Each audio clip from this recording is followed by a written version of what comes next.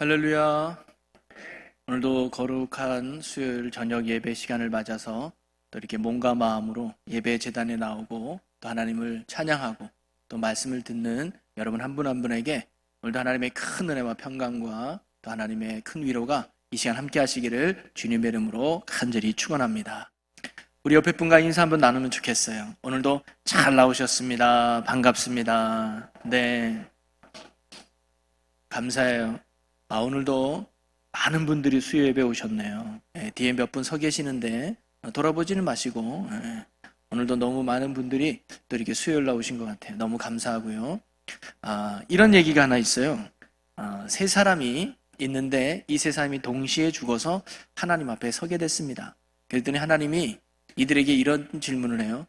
너희들이 지금 죽어서 이곳에 올라왔는데 너희들의 죽음을 보고 주변의 사람들이 너에게 뭐라고 하면 좋겠느냐라고 물어봐요. 그러니까 한 사람이 말하기를, 야, 정말 사람들을 위해서 희생하고 헌신했던 모범적인 사람이 여기 죽었구나 라는 말을 듣고 싶습니다.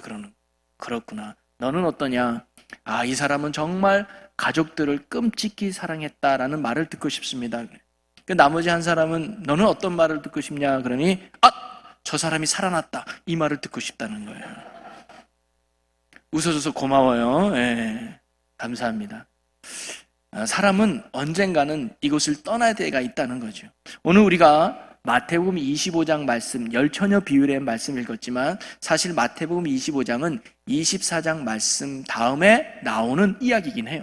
마태복음 24장은 어떤 말씀이냐면 예수님이 마지막 때에 일어날 징조에 대한 이 말씀들을 쭉 하셨거든요. 그러면서 25장은 뭐냐면 이 마지막 때에 성도들이 어떠한 삶을 살아야 되는가를 예수님께서 세 가지 비유를 들어서 말씀해 주는 장이 마태복음 25장입니다. 그 세 가지 비유가 뭐냐? 첫째가 바로 열처녀 비유죠. 신랑을 맞이로 준비하는 10명의 처녀들의 이야기. 두 번째 비유가 뭐냐면 달란트 비유예요.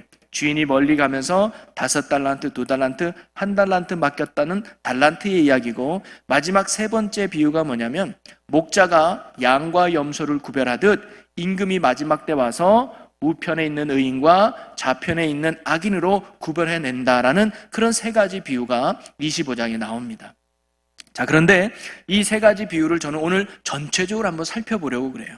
물론 오늘 우리가 읽은 본문 말씀은 열처녀 비유의 말씀이지만 오늘 25장에 나오는 이 세 가지 비유에 대해서 전체적인 큰 틀 안에서 우리가 한번 말씀을 나눠보려고 합니다. 이 세 가지 비유의 공통점이 있어요. 뭐냐면 첫째가 마지막 때가 반드시 온다는 거예요. 열처녀 비유에서는 뭘까요? 신랑이 올 때가 온다는 거예요. 신랑이 와서 열처녀가 혼인잔치에 들어갈 그 마지막 때가 온다는 거예요. 그 다음에 달란트 비유에서는 뭘까요? 멀리 갔던 주인이 오랜 후에 반드시 돌아와서 결산할 때가 있다는 거예요. 그리고 양과 염소의 비유는 뭐냐면 왕이 와서 의인과 악의를 구별해 놓을 마지막 때가 있다는 것이 이 세 비유의 공통된 특징이고, 또 하나는 뭐냐면 그 마지막 때를 누구도 알지 못한다는 거예요. 언제 오겠다 이런 얘기가 없는 거예요. 오늘 열천에도 보면 졸다가 갑자기 신랑이 왔다 뜬금없는 소리를 듣고 그때 부랴부랴 일어나서 신랑을 맞이하는 이야기가 나오잖아요. 그래서 열처녀 비유에도 보면 신랑이 언제 오는지 몰라요. 달란트 비유에서도 보면 주인이 언제 오는지 몰라요. 그래서 1달란트는 몰래 숨겨뒀다 그랬잖아요. 주인이 올 때까지 언제 올 줄 모르니까. 그 다음에 마지막 양과 염소의 비유도 보면 왕이 언제 와서 의인과 악의를 구별해낼 줄 모른다는 거예요. 마지막 때가 있는데 그 마지막 때가 언제 올지를 아무도 모른다는 게 이 세 가지 비유의 공통점이고, 또 하나가 있는데 그건 뭐냐면 마지막 때가 끝이 아니라 그 다음에는 또 다른 삶이 있다는 것을 이야기해요. 즉 마지막 때는 두 종류로 나누어진다는 것이 이 세 비유의 공통점입니다. 자, 열처녀 비유가 볼까요? 열처녀 비유는 어떤 사람으로 나눠집니까? 신랑이 왔을 때 신랑과 함께 기쁨으로 잔치에 참여하는 처녀가 있는 반면에 바깥에서 그 잔치집에 들어가지 못하며 울고 있는 처녀들이 있다고 말해요. 그 다음에 달란트 비유는 어떨까요? 말씀을 한번 볼까요? 달란트 비유에서는 21절 말씀을 한번 읽어보겠습니다. 21절, 그 주인이 이르되 잘하였도다 착하고 충성된 종아, 내가 적은 일에 충성하였음에 내가 많은 것을 내게 맡기리니 내 주인의 즐거움에 참여할지어다 하고. 즉 뭐냐면 달란트 비유에서는 주인이 와서 결산한 후에 주인의 즐거움에 참여하는 사람이 생긴다는 거예요. 결산이 끝이 아니에요. 결산을 통해서 주인의 즐거움에 참여하는 종이 생기는 반면에 또 어떤 종이냐? 30절을 볼까요? 이 무익한 종을 바깥 어두운 데로 내쫓으라. 거기서 슬피 울며 이를 갈리라 하니라. 결산하고 났을 때 주인의 즐거움에 참여하는 종이 있는 반면에 뭐예요? 내쫓겨서 바깥 어두운 곳에서 슬퍼하며 울면서 이를 가는 사람이 생긴다는 거예요.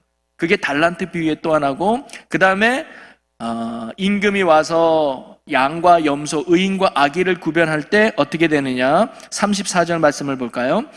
그때에 임금이 그 오른편에 있는 자들에게 이르시되 내 아버지께 복받을 자들이여 나와 창세로부터 너희를 위하여 예비된 나라를 상속받으라. 오른쪽에 구별된 걸로 끝나는 게 아니에요. 구별된 후에 이제 너희들은 창세 때부터 예비된 아버지 하나님 나라에 너희들이 들어갈 것이다 라는 또 다른 삶이 보장되어 있어요. 또 한편에는 41절 말씀입니다. 또 왼편에 있는 자들에게 이르시되 저주를 받은 자들아 나를 떠나 마귀와 그 사자들을 위하여 예비된 영원한 불에 들어가라. 즉 왼편에 있는 염소 같은 사람들은 어떻게 되느냐? 마귀와 그 사자들을 위하여 준비되는 영원한 불에 들어간다는 거예요. 이게 바로 세 가지 비유의 특별한 공통점입니다. 마지막 때가 있다는 것, 그리고 마지막 때는 알지 못하는 것, 마지막 때는 두 주로 나눠진다는 거죠.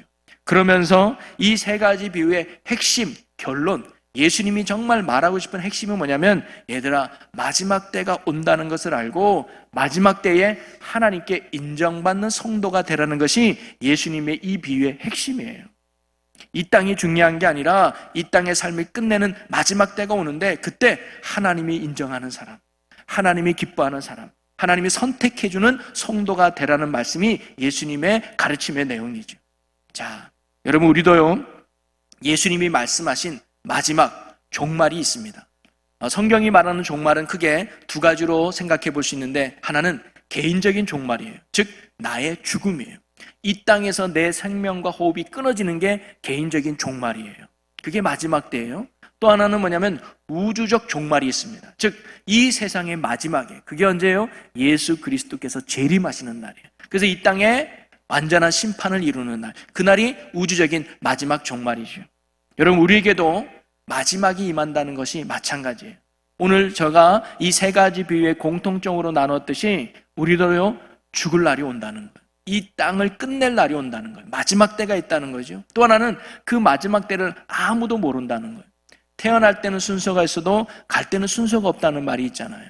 태어나는 거는 예정일이 있어도 죽는 것은 예정일이 없다는 거예요. 젊다고 오래 살 것도 아니고 나이 많다고 일찍 죽는 것도 아니라는 거예요. 언제 내게 인생의 죽음이 마지막에 찾아올지 아무도 모른다. 그리고 또 하나는 뭐냐면 죽음이 결코 끝이 아니라는 거예요. 죽음은 또 다른 삶의 시작이에요. 그래서 우리가 영원한 생명의 삶으로 나아가느냐, 영원한 고통의 지옥의 삶으로 나아가느냐가 죽음 뒤에 일어난다는 거예요. 그래서 히브리서 9장 27절에 한 번 죽는 것은 사람에게 정해진 것이요 그 후에는 심판이 있으리니. 이 땅에 태어난 사람은 한 번 죽는 건 당연하고 그 죽음만 끝나는 것이라 그 뒤에는 또 다른 심판이 있고 두 번째 사망과 두 번째 생명이 우리에게 있다는 거죠. 그래서 마태복음 25장의 마지막 절은 이렇게 기록하고 있습니다. 우리 함께 읽어보겠습니다. 마태복음 25장 46절 그들은 영벌에 의인들은 영생에 들어가리라 하시니라. 아멘. 이게 핵심적인 내용이기도 하죠. 여러분 우리가 예수님을 믿고 신앙생활하는 궁극적인 목적과 이유가 어디 있습니까? 바로 우리가 하나님의 나라를 믿기 때문이죠. 천국을 믿기 때문에 우리가 신앙생활을 하는 거죠.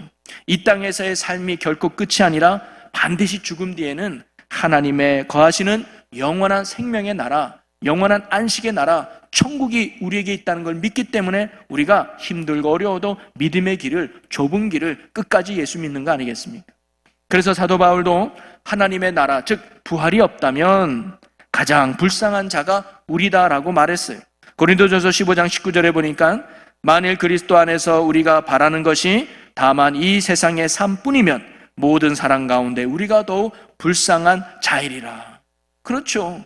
있지도 않은 천국을 위해서 돈도 갖다 바치고, 있지도 않은 천국을 위해서 결혼도 안 하고, 있지도 않은 천국을 위해서 있다고 선포하며 한평생 보내는 사도 바울만큼 불쌍하고 어리석은 사람이 어디 있겠어요.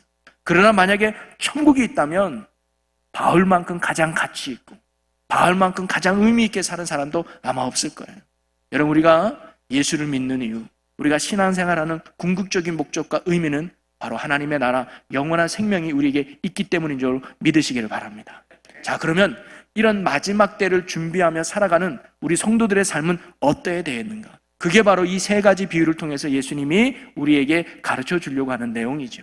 말씀을 준비하며 전하는 저나 듣는 여러분이 오늘 이 말씀 앞에서 그래, 마지막 때에 살아가는 우리가 이런 준비된 성도가 되어서 마지막 앞에 슬기로운 다섯 처녀와 같이, 칭찬 듣는 종들과 같이, 하나님의 우편에서 의롭다 인정받는 성도와 같이 하나님의 큰 기쁨으로 주님 앞에 갈 수 있는 저와 여러분의 믿음과 삶이 되시기를 주님의 이름으로 간절히 축원합니다. 여러분, 마이크 소리 괜찮으세요? 좀 이렇게 좀 울리는 것 같기도 한데 괜찮으세요? 할렐루야, 감사해요. 네. 그렇죠. 본질을 아니니까 여러분 집중해서 주셔서 너무 감사해요. 자, 그럼 첫 번째로 우리가 열처녀 비유를 통해서 예수님이 말하려고 하는 마지막 때를 준비하는 성도는 어떤 삶을 살아가야 되는가? 자, 먼저 열처녀 비유의 이야기를 한번 해보면 신랑을 맞으러 준비하는 열처녀를 예수님이 비유로 말씀하셔요. 자, 먼저는 이 유대인의 결혼 풍습이 뭔지를 우리가 이해해야 이 장면이 우리가 이해가 될 텐데요. 유대인들은 그렇대요. 이 남자가, 여자가 이 마음에 드는 사람이 있으면 이렇게 조촐한 잔치나 식사를 자리를 한대요. 그러면서 그 여인에게 포도주를 따라준다고 합니다. 그러면 이 여인은 이 남자가 나한테 관심 있다는 걸 안대요. 그래서 이 포도주를 받아서 마시면 나 당신 호감 있어, 나 당신의 어떤 이런 프로포즈를 받아준다는 의미예요. 그래서 이 여자가 포도주를 받으면 이 남자는 이제 너는 이제 내 신부로 예정돼 있어 하면서 이 남자는 집으로 가서 이 여자와 살 집, 즉 처소를 준비한답니다. 그게 짧게는 수개월에서 길면 2, 3년이 걸린대요. 그러니까 신부와 함께 살 집을 마련하는 거죠. 그런 후에 자기의 어떤 결혼 처소가 마련되면 신부 집으로 찾아가서 신부 집에서 한 일주일 정도 결혼 혼인 잔치를 하고 그 신부를 데리고 신랑이 준비한 처소로 가는 거거든요. 그래서 오늘 본문 말씀은 뭐냐면 신랑이 이제 자기 집 처소를 다 준비한 거야. 이제 신부만 데려오면 돼. 그래서 나 신부 데리러 갑니다 가지고 신랑이 우리 마을에 이제 곧 도착한다네 라는 이야기부터 이 이야기는 시작되는 거예요. 그래서 열처녀가 등장하잖아요. 이 열처녀가 10명의 신부가 아니라 한 신부를 도와주는 들러리, 친구들 같은 사람들이에요. 그래서 같이 그 잔치의 기쁨을 누리려고 모인 사람들인 거죠. 그래서 이 10명이 이렇게 이제 신랑을 맞이하러 오는데 오늘 성경 말씀에 보니까 이 10명의 사람을 두 부분으로 나눠요. 뭐냐? 미련한 다섯 처녀와 슬기로운 다섯 처녀로 구분하거든요. 자, 말씀을 한번 읽어볼까요? 자, 2절 말씀을 한번 읽어보겠습니다. 2절 말씀 시작. 그 중에 다섯은 미련하고 다섯은 슬기 있는 자라. 다섯은 지혜롭고 다섯은 미련하다고 이야기하는데 그 이유가 뭐냐? 3, 4절에 나와요. 자, 3절, 4절을 같이 한번 읽어볼까요? 미련한 자들은 등을 가지되 기름을 가지지 아니하고 슬기 있는 자들은 그릇에 기름을 담아 등과 함께 가져갔더니. 이 열처녀를 성경은 예수님이 이미 구분을 전했는데 미련한 자와 슬기로운 자로 구분했는데 그 기준이 뭐냐? 기름을 준비했느냐, 기름을 준비하지 않는다로 나눠볼 수 있다는 거예요. 그게 왜 그러냐? 자, 그러면 미련한 자는 왜 기름을 준비하지 않았을까? 생각해보면 그들은 굳이 기름을 필요로 하지 않을 거라고 생각했을 것 같아요. 그러니까 신랑이 뭐 이렇게 늦게 오겠어? 그래도 신랑이 해 지기 전에 오겠지. 그래서 그냥 혹시 모르니까 등은 준비해. 야, 이 기름까지는 필요하지 않을 거야 라는 안일한 마음이 바로 이 미련한 다섯 처녀에게 있었던 거예요.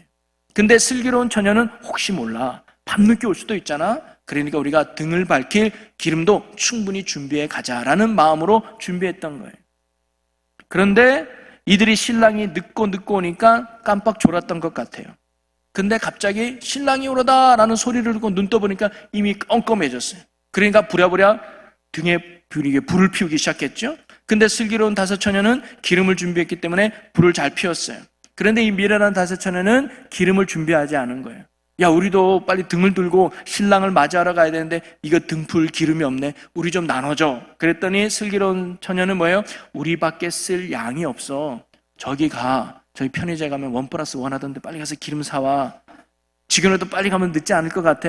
그래? 알았어. 가면서 이 사람들이 그 마을로 가서 빨리 기름을 사가지고 온 거예요. 근데 그 사이에 신랑이 와버렸네.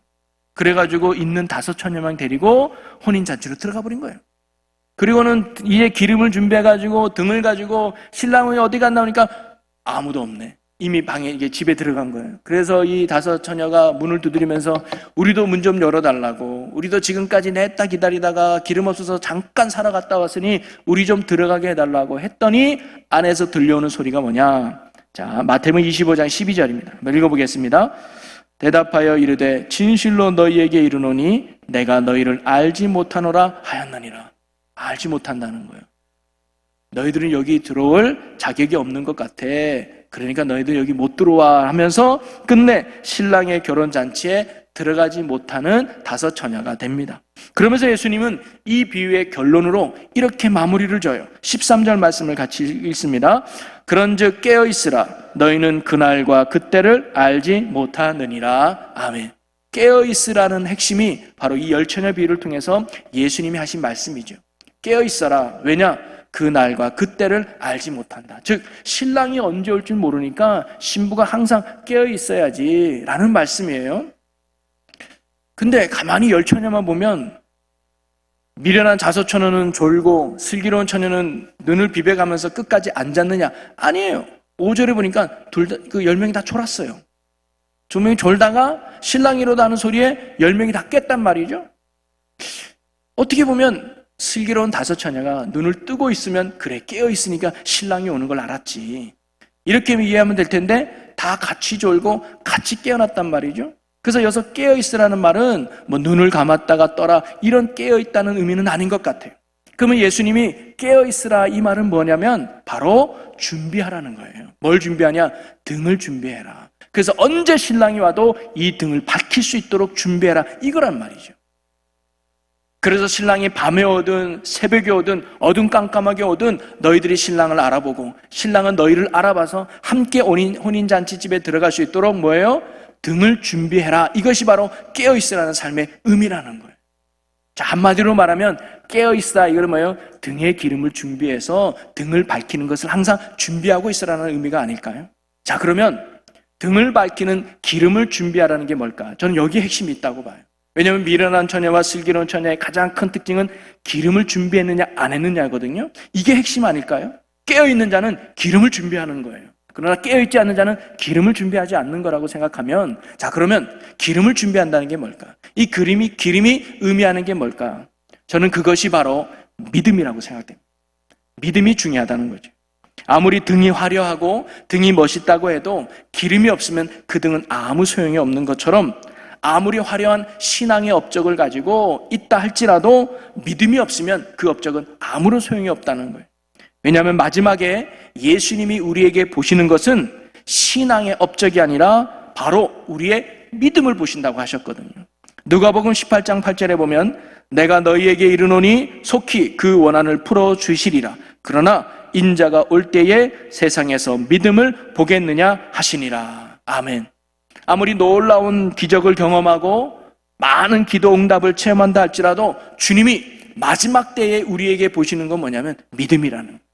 너가 믿음이 있느냐 없느냐가 천국 잔치에 들어가는 핵심 포인트를 예수님이 우리에게 가르쳐 주는 것 같습니다.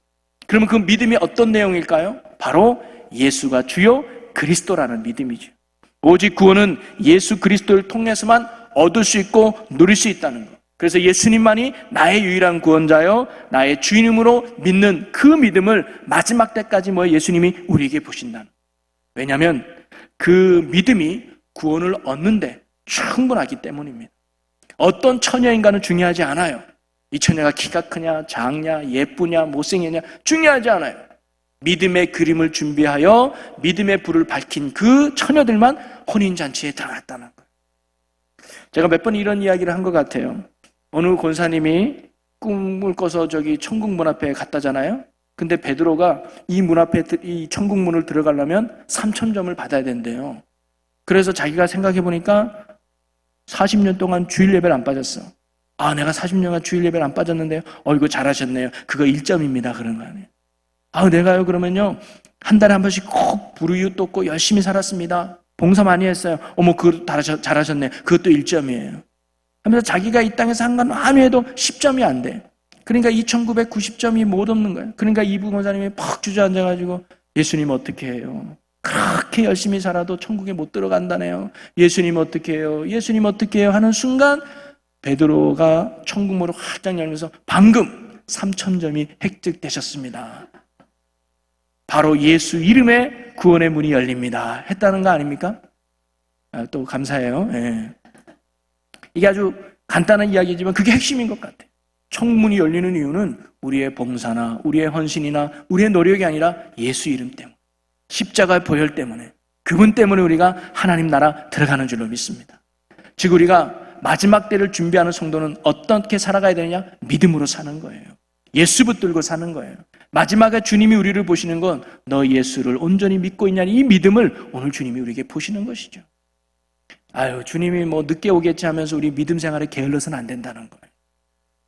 우선 내 장가도 가야 되고, 우선 내가 시집 장가도 보내야 되고, 사업도 해야 되고, 믿음 생활은 나중에 좀 하지? 아니에요. 우리가 놓치는 순간, 어느 순간 주님이 우리에게 오실 줄 모르거든요.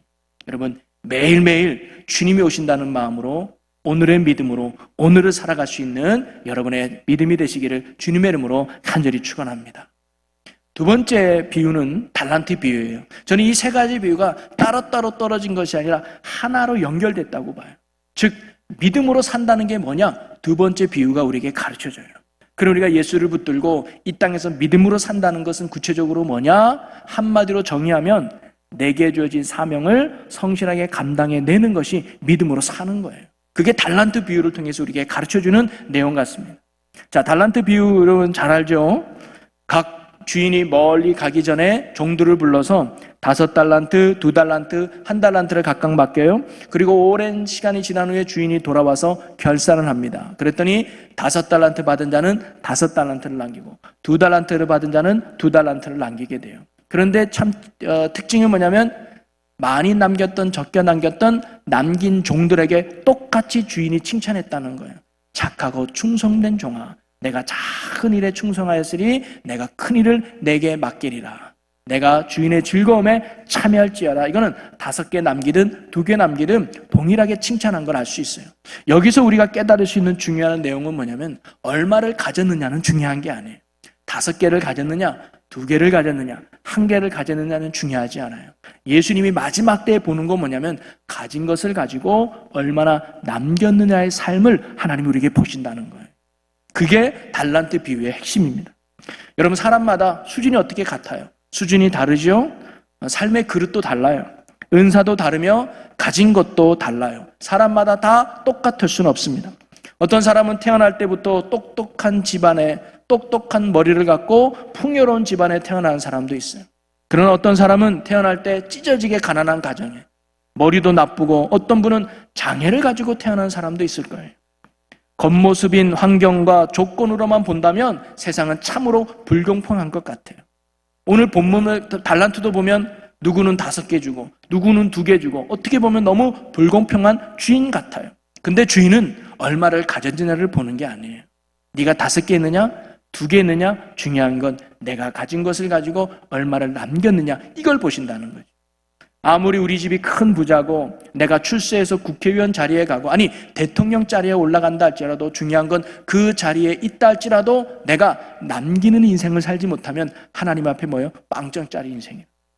비록 내가 장애를 안고 태어나고 가진 것 없고 누리는 거 없다 할지라도 내 부족함이지만 나의 연약함이지만 하나님 앞에 남기는 삶의 인생을 살면 그 인생이 하나님 앞에 뭐예요? 잘하였다라 충성된 종하면서 칭찬받는 믿음의 종의 모습이라는 것이죠.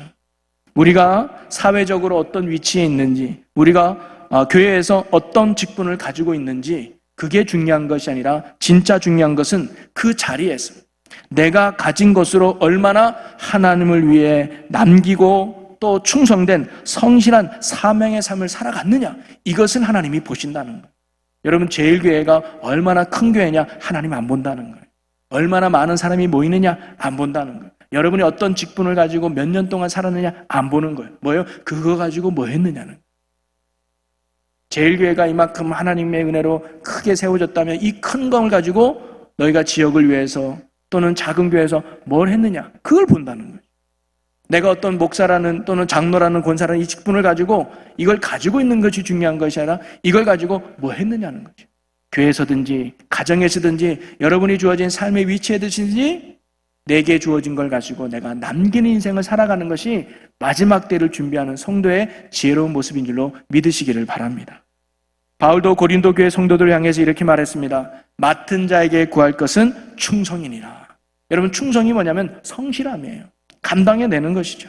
2개를 받았던, 1개를 받았던, 5개를 받았던 맡겨주신 주인을 생각하면서 성실하게 감당해내는 거예요. 잘하고 못하고는 중요한 게 아닙니다. 내가 할 수 있는 것만큼 최선을 다하는 거예요. 절대 비교하지 마시고, 아유, 저 권사는 저렇게 많은데 나는 이게 뭐야? 저 집사는 저렇게 복받은 것 같은데 나는 왜 가진 게 없지? 절대로 은혜는 비교의 대상이 아닙니다.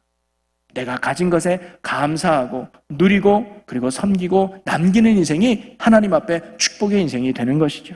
그리하여 마지막 때에 우리가 주님 앞에 섰을 때 부끄럽지 않는 자가 되는 것, 그것이 바로 마지막 때를 준비하는 성도의 삶인 줄로 믿습니다. 오늘도 저와 여러분이 있는 자리에서 가진 것을 가지고 하나님 앞에 남기는 인생을 살아갈 수 있는 우리 모두가 되기를 주님의 이름으로 간절히 축원합니다.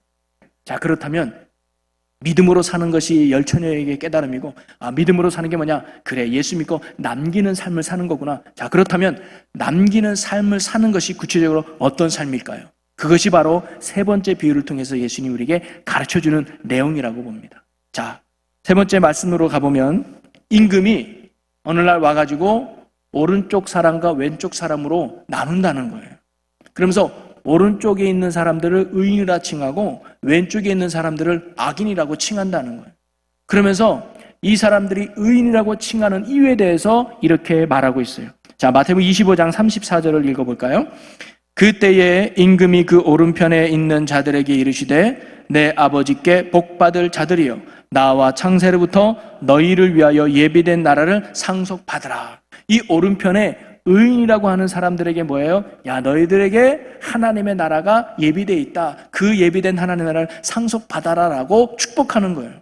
그러면서 그 이유에 대해서 뭐라고 말하느냐? 왜 그들이 의인으로 인정받았고 하나님의 나라를 상속받느냐? 그 이유가 35절에서 36절에 나옵니다. 우리 같이 읽어보겠습니다. 내가 줄일 때에 너희가 먹을 것을 주었고 목마를 때에 마시게 하였고 나그네 되었을 때에 영접하였고 헐벗었을 때에 옷을 입혔고 병들었을 때에 돌보았고 옥에 갇혔을 때에 와서 보았느니라. 즉 주인이 뭐라고 말하냐면 너희가 내가 배고플 때 먹을 거 주지 않았냐? 너희가 내가 목말라 할 때 마실 물을 주지 않았냐? 너희가 내가 나그네 되어 또 달아다닐 때 너희가 나를 기쁨으로 영접해 주지 않았냐?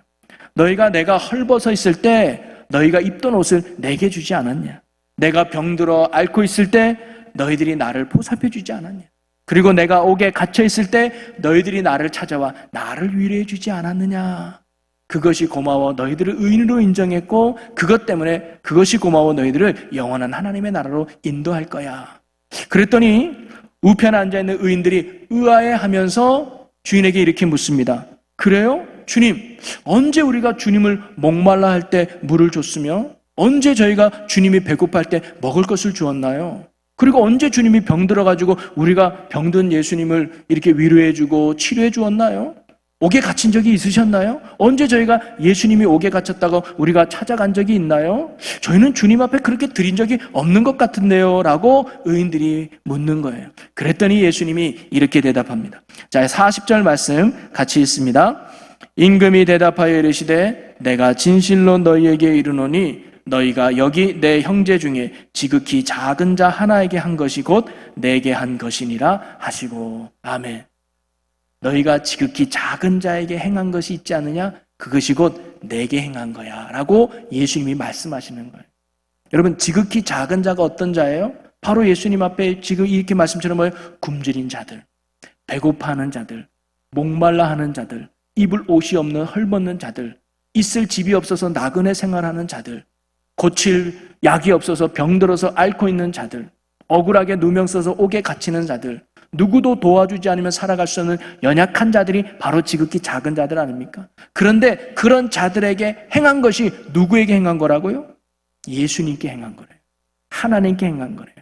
그게 바로 상급임을 오늘 성경이 우리에게 가르쳐주고 있습니다. 그리고 이들을 도움이 필요한 자들에게 이들이 어떻게 했다는 거예요? 적극적으로 도왔다는 거예요. 나의 일처럼 여기면서 그의 목마름을 해결해주고 배고픔을 해결해주고 병듦을 함께 치료해주고 옥에 갇혔을 때 찾아가서 위로해주는 그의 아픔을 함께 나누고 그의 슬픔을 함께 나누면서 그가 없을 때는 내 있는 것 나눠주고 그가 힘들 때는 내 힘을 함께 나눠주면서 그를 돕고자 힘썼던 사람들이 우편에 있는 의인들의 모습이었어요. 그것이 곧 주님께 행한 것임을 예수님이 말씀하고 있는 것이죠. 한마디로 말하면 이들이 살았던 삶의 내용은 어떤 삶이었어요? 사랑하는 삶이었다는 거예요. 바로 그거예요. 여러분, 믿음으로 산다는 건 사명을 감당하는 거죠. 그래서 내 인생이 남기는 거예요. 그러면 남기는 인생이 뭐냐? 바로 사랑하며 사는 것이 하나님 앞에 남는 인생임을 가르쳐주고 있어요. 우리가 어떤 신앙의 업적을 가졌느냐, 우리가 어떤 신앙의 체험이 있느냐, 이것도 중요하고 참 귀한 거죠. 그러나 정말로 하나님 앞에 갔을 때 그래 사랑하는 딸아, 사랑하는 아들아, 내가 너무너무 기쁘구나라고 맞이할 때 우리에게 보시는 건 뭐냐면 사랑하는 삶의 내용이더라고요. 가족들을 사랑하고 이웃을 사랑하고 또 주변 형제 자매들을 섬기고 사랑하는 것, 이것이 바로 믿음으로 사고 마지막 때를 준비하는 성도의 모습임을 예수님이 비유를 통해서 가르쳐주고 있습니다. 반대로 왼편에 있는 염소와 같은 악인들에게서 동일하게 이야기하는 거예요. 너희들은 영원한 멸망에 갈 것이다. 우리가 왜요? 너는 내가 목말랄 때 물을 주지 않았고, 너희는 내가 배고플 때 먹을 것을 주지 않았고, 너희는 내가 헐벗을 때 입을 것을 주지 않았기 때문이야. 그러니까 그들도 동일하게 대답해요. 언제요? 우린 예수님 만난 적 없어요. 예수님이었으면 저희는 당연히 도와드렸겠죠. 언제 우리가 예수님을 그렇게 문전박대했습니까? 그랬더니 예수님이 동일하게 대답하죠. 지극히 작은 자에게 하지 아니한 것이 곧 내게 하지 아니 것이다라고 예수님이 말씀하죠. 여러분, 성경의 십계명은 크게 두 가지입니다. 뭐뭐 하라와 뭐뭐 하지 말라는 말씀이에요.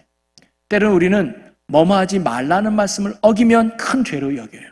그런데 뭐뭐 하라는 말씀을 하지 않으면 큰 죄로 여기질 않아요. 근데 동일한 죄의 무게가 있다는 걸 우리가 알아야 돼요. 물론 살인하지 말라, 살인하면 큰 죄죠. 그러나 공경하라, 사랑하라는 말에도 우리가 순종하지 않으면 그것 또한 큰 죄가 된다는 것을 우리가 깨닫게 됩니다. 사랑하는 성도 여러분, 믿음으로 산다는 것, 그것은 바로 사명을 감당하며 성실하게 사는 것이고, 그 사명을 감당하며 우리가 인생이 하나님 보시기에 남는 인생이 되는 삶의 내용이 뭐냐? 그것은 바로 하나님을 사랑하고 이웃을 사랑하는 삶이라는 것을 오늘 주님이 우리에게 가르쳐주고 있습니다. 사랑하는 성도 여러분, 말씀을 정리하면 우리도 마지막 때에 향해 가는 성도라는 사실을 잊지 말아야 합니다. 제가 설교 전에도 간구 말씀드렸지만 내일 우리 이호산 성도님의 발인 예배가 있어요. 저는 장례 설교를 할 때 항상 했던 말 중에 하나가 뭐냐면 우리도 언젠가는 주님이 오라 그러면 이 땅의 모든 것들을 내려놓고 가야 될 연약한 존재라는 거예요. 언제 하나님이 부르실지 몰라요. 근데 그 부르셨을 때 우리가 부끄러움 없이, 그 부르셨을 때 아멘 할렐루야 주여라고 맞이할 수 있는 그런 성숙하고 깊은 믿음으로 나가는 우리의 삶이 되었으면 좋겠습니다. 그러면서 오늘 예수님이 우리에게 가르쳐주는 거예요. 마지막 때를 준비하는 성도는 어떻게 살아야 되느냐? 첫째, 믿음 붙들고 살거라. 네가 하나님의 나라 영원한 천국 잔치에 들어가는 이유는 딴 게 없어. 믿음만 있어야 돼. 그 믿음의 등불을 불킬 때 주님이 너를 환영하며 천국으로 인도해 줄 거야. 여러분, 마지막 갈 때까지 예수 붙들고 믿음으로 사시기를 주의 이름으로 간절히 축원합니다. 그리고 예수 붙들고 믿음으로 산다는 게 뭘까요? 이 땅에서 남는 인생을 사는 거예요. 여러분 얼마를 가졌느냐 중요하지 않아요. 여러분 재산이 얼마인지, 사회적 어느 정도 위치인지, 교회 직분이 언제인지 그건 중요하지 않아요. 내가 있는 그 위치에서 뭐예요? 사랑하며 사는 거예요. 내가 할 수 있는 일에서 섬기며 성실하게 사는 거예요. 그러면 그것이 하나를 남기든 두 개를 남기든 우리 주님은 동일한 칭찬으로, 동일한 축복으로 우리를 감싸 안으시고 인도하실 줄로 믿습니다. 그래서 우리가 언제까지나 도움이 필요한 자들에게 또는 위로가 필요한 자들에게 위로를 주며 연약한 자들에게 힘을 되어주는 교회가 되고 성도가 되었으면 좋겠어요. 그래서 언제나 예수님의 마음을 흐뭇하게 만들어주셔서 마지막 주님 앞에 갔을 때 우리 예수님께서 크게 안아주시면서 사랑하는 딸아, 사랑하는 아들아, 내가 이 땅에서 행했던 삶을 내가 보았다. 내가 너를 위해 죽은 것이 결코 헛되지 않았구나 하면서 우리를 꼭 안아주시는 그런 하나님의 위로와 그런 하나님의 사랑을 받는 그런 마지막 때를 경험하는 저와 여러분의 복 있는 삶, 믿음의 삶이 되시기를 주님의 이름으로 간절히 축원합니다.